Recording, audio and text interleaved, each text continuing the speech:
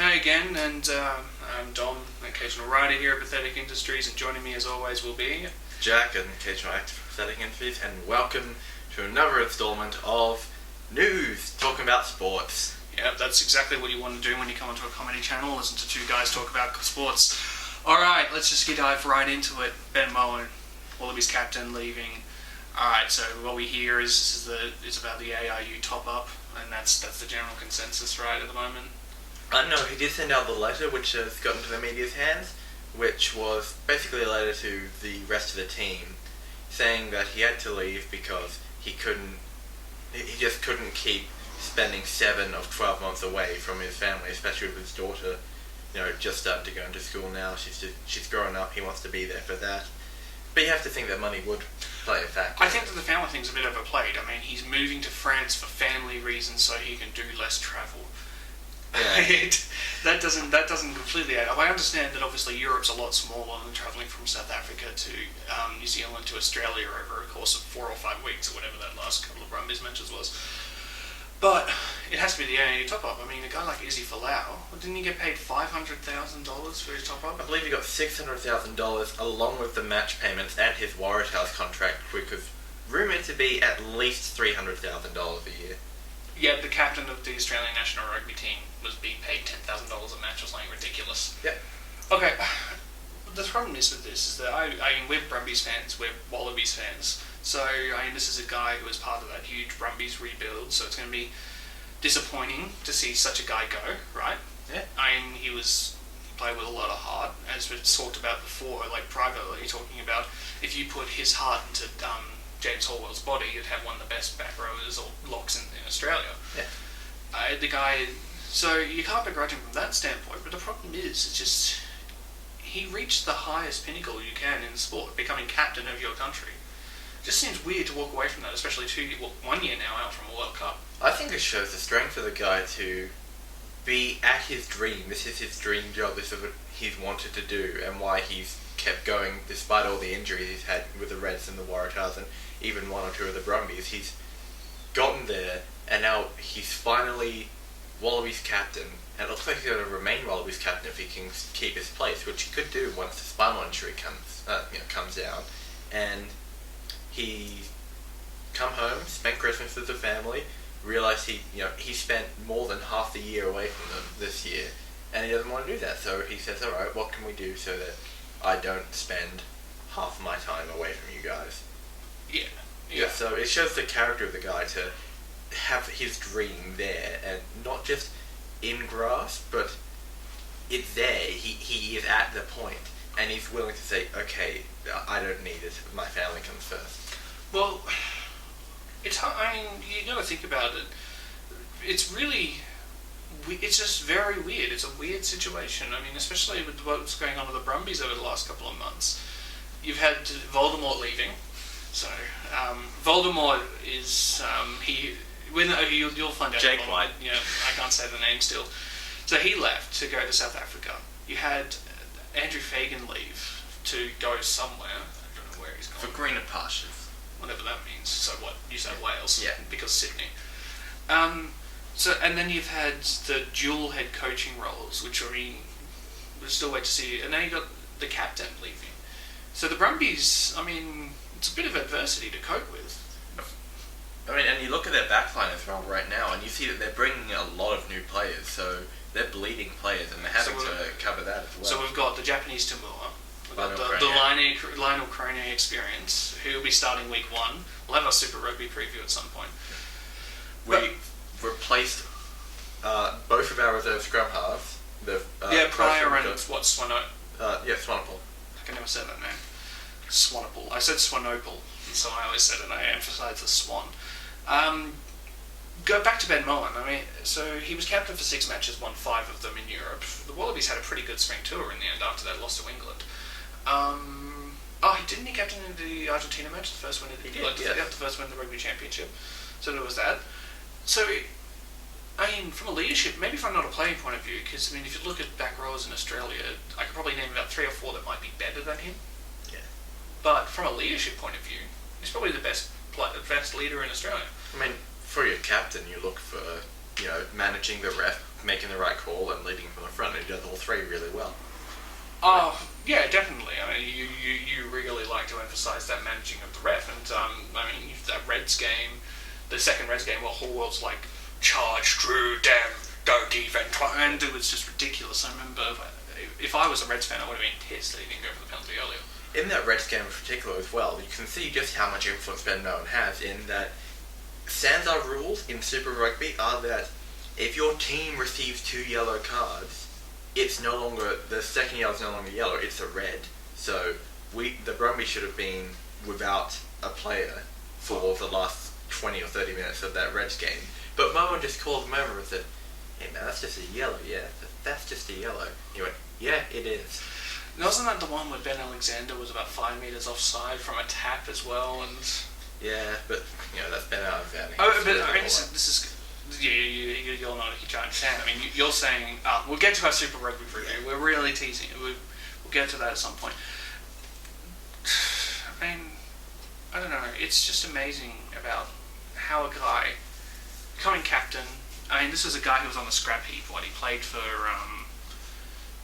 Queensland, didn't he? Yeah. Got thrown away. Played for the Tars for a year or two.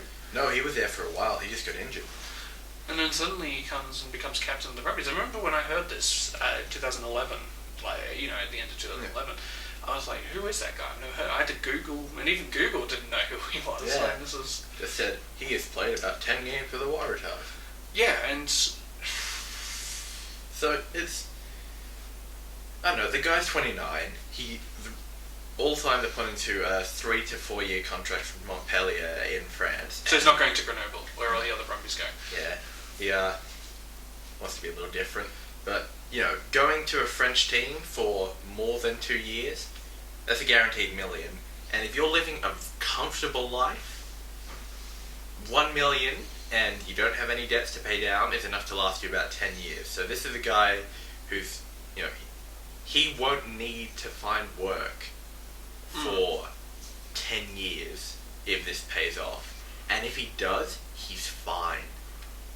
So, this is a good call in terms of what he can do with his life, a good call in looking after his family. And, if he really has been missing his family, as opposed to only seeing them 5 months a year, he's going to see him at least 10, maybe 11 not even miss him for 12. I'm still not buying the family. I think it's all about money, and I think that he's got a right to be playing because it's ridiculous. Let's uproot our entire lives to go to France because of it. It doesn't seem right. It's all about the money. How much money is he going to be paying France this year? You'd have to think it's at least 600,000 euros. Yeah, so it's a very good amount of money. It's baffling. It really is, and it's something that I mean, this year it's going to be an unusual year for the Brumbies. I think we'll get to that later. But is it a loss? Is it a loss to Australian rugby that Ben Mowen's leaving? No, there are other captains we can have which can do what he can do. We just need to teach them how to manage a rep. Who? Best bet, probably Scott Higginbotham. He makes decisions really well. You might as well just said Quade Cooper. I could have said Quade Cooper. He makes decisions incredibly well, and he is also a good leader from the front. He manages the refs reasonably well, and if you just teach him to do it better, well then he should be as good as Ben Mowen. Alright, if Scott Higginbotham is the Wallabies captain by the end of the year, I'm buying you dinner. Okay, I'm on camera. On camera. It's not. It'll be cheap. Just saying. Yeah. But if Scott Higginbotham, 2-minute noodle. it's so unlikely. I don't believe that. All right. Me personally, I think that it is a loss. Definitely, it is a loss. But I mean, it's not one. It's definitely one that could be overcome. The Wallabies have looked good over the last couple of months, but they still can't beat New Zealand. And if you can't beat New Zealand, then what's? You need to be beating the best, and we aren't. So that's what's happening, and that's it's going to keep going bad. But moving on from rugby, because we've been going for at least 5 minutes here. It's currently the 21st match week of the Premier League, and of the 9 games played, all of them have had a winner and a loser. 7 of them have had clean sheets. 6 of them 2-0. it shows incredible defence from a league which is usually full of goals. What do you think of it, Dom? League full of goals. Yeah. That's... The Premier League is known for its... It is not known for Well, if you're solid watching defence. if you're watching Stoke Liverpool, then yeah, I mean, Yeah, it is a league full of goals. Well, I mean, when I think league full of goals, I think Bundesliga. That's Yeah, but that's because defence is optional in Germany. Yeah, I mean, there were a lot of 2-0 games. Chelsea played Hull City 2-0. They dominated possession in that match. Arsenal played. Arsenal's yet to play. That's Oh, they're yet to play. Yeah, Who are they playing? Aston Villa. Aston Villa. At Aston Villa. Okay, and Man City Newcastle was another one. That was a 2-0 one, and Stoke City Liverpool was the 5-3 outlier. Yeah. That's The only one which was a clean sheet that wasn't 2-0, that was Southampton, and they won 1-0. okay. Actually, I don't want to talk about something that maybe you didn't think we were going to talk about. Injury. Injury? The injury. Walcott. Oh, Theo Walker. Yeah, the ACL in the third round FA Cup clash. Yep. That was a big one actually, and that's gonna cut Arsenal down for a few rounds until they can work out how to deal with it. I mean, Walcott has been their way to get forward and a good shot in the box for the last 6 games. He's been on fire since his return from injury, and now he's out for 6 months at least. Looking at Walcott, I mean, this is a guy who is definitely one of the more, as you said, focal points of Arsenal's attack. Yeah, definitely. Over the last couple of weeks, and I mean, it's an interesting kind of situation where you've got teams trying to go for club glory, or alternatively, do you save your players and just go for Premier League glory? Well, for Arsenal, it doesn't matter right now. They just need to win a cup. If they don't win this year, even if they win next year, it will have been 10 years between cups for them, and that's ridiculous. Cups and title, they just didn't. Yep, the last cup they won was the FA Cup in 2004-2005. So let's look at it this way: say that Arsenal do end up winning the FA Cup, and but they end up losing the Premier League, and you can blame that on Walcott, and like Walcott's injury, not Walcott himself. Do you feel fine with them winning the FA Cup? Yes, a title is a title, and the FA Cup. It's cliche, but it's a cup full of tradition. It is a tradition, and that's the thing, isn't it? It's more about tradition now, more natural substance. Winning the FA Cup is obviously. I remember when Chelsea won it a couple of years back. And that was during their terrible reign. They also won the Champions League, and that was amazing. But it is an interesting situation as a fan. Do you want your team to win that FA Cup? Do you want your team to save their players for the Premier League? A trophy is a trophy, and you need the trophy. But the FA Cup, you win the FA Cup, you get $1.5 million. For comparison, through sponsorship deals, this year alone, and for the next 7 years, Arsenal's going to be bringing in at least £90 million every year through sponsorship. They make over £20 million a year through selling of jerseys, especially named ones. Mesut Ozil coming in, they got £10 million worth of shirts sold just from saying Mesut Ozil 11.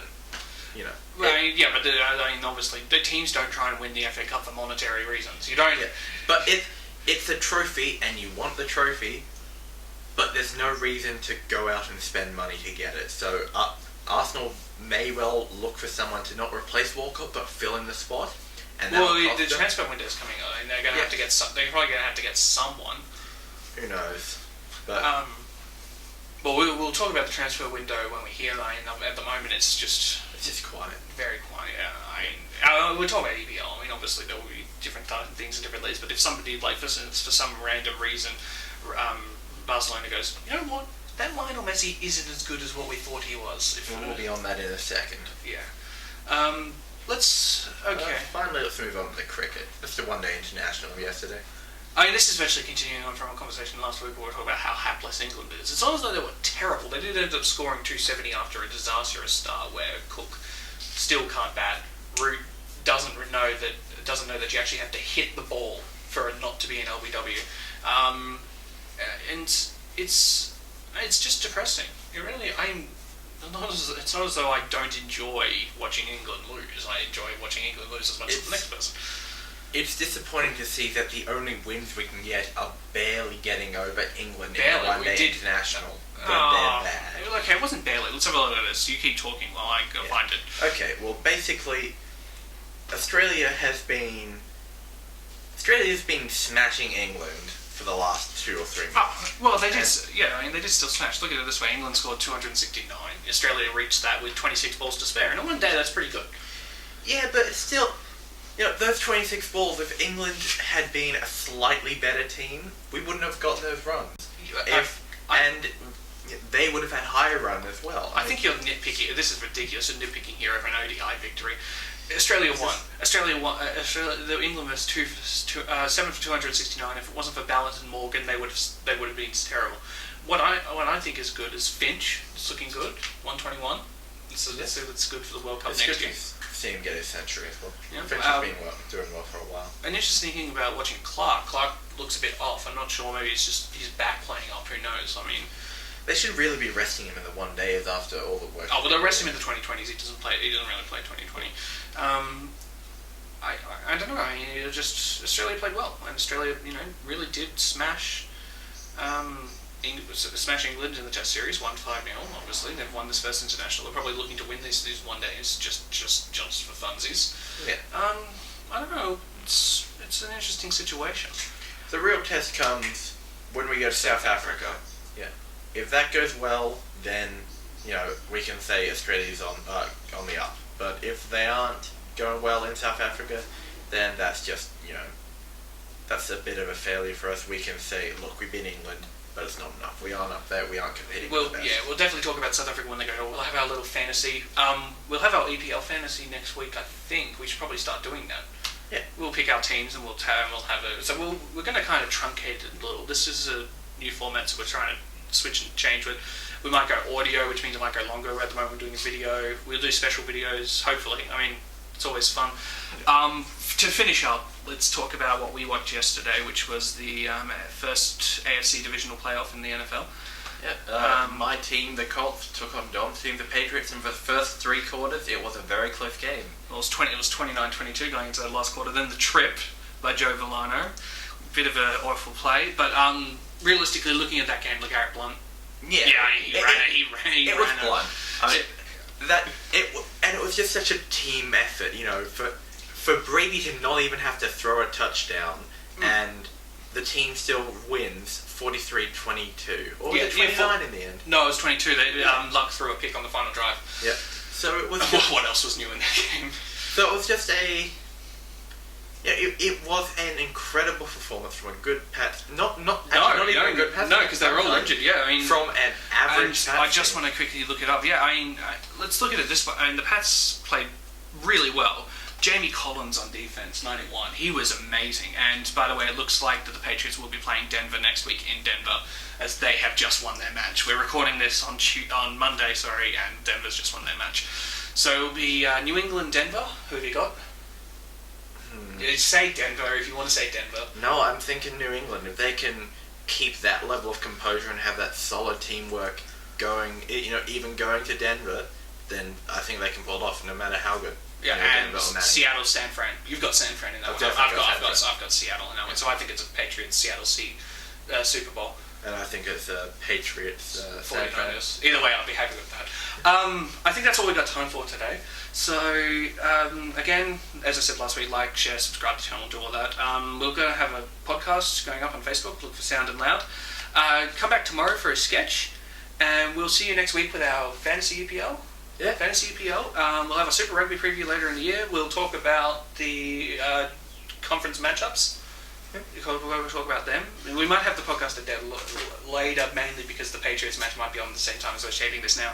And yeah, remember to reminder again, check us out on Facebook, go to SoundCloud, we've got the podcast coming up. It's going to be good. SoundCloud. It's going to be rambly, but good. So yeah, have a good one, guys. For that one, yeah. And we'll see you next time. Yeah. See ya.